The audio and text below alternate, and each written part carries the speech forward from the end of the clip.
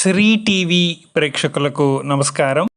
బడులు మరియు ప్రార్థనా స్థలాల నుండి మద్యం దుకాణాలను దూరంగా ఉంచండి. ఎక్సైజ్ సర్కిల్ ఇన్స్పెక్టర్కి ఎన్ఎస్యుఐ వినతి. రాష్ట్రంలో మద్యం షాపులకు సంబంధించి ప్రభుత్వం టెండర్లు ఇవ్వడం జరిగింది.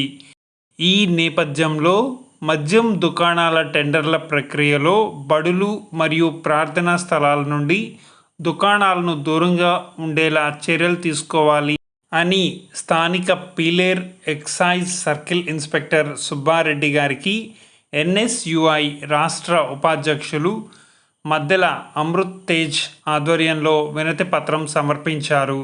ఈ సందర్భంగా అమృత్ తేజ మాట్లాడుతూ మద్యం దుకాణాలు బడులు, గుడులు, మసీదులు మరియు చర్చీలకు దూరంగా ఉంచాలి అని విన్నవించారు. అదేవిధంగా ముఖ్యంగా బడులు, కాలేజీలు మరియు ప్రార్థనా స్థలాలకు మద్యం షాపులు సమీపంలో ఉన్నప్పుడు యువత మరియు స్థానిక ప్రజలపై ఆ ప్రభావం తీవ్రంగా ప్రమాదకరమవుతుందని అన్నారు.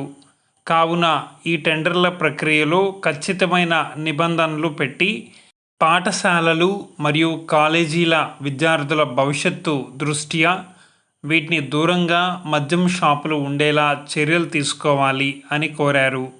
అదేవిధంగా గుడులు, మసీదులు, చర్చి తదితర ప్రార్థనా స్థలాలు వంటి పవిత్ర ప్రదేశాల సమీపంలో మద్యం షాపులు ఉండడం అనవసరమైన తగాదాలు, అంతరాయాలు సృష్టించే అవకాశం ఉంది అని తెలియజేశారు.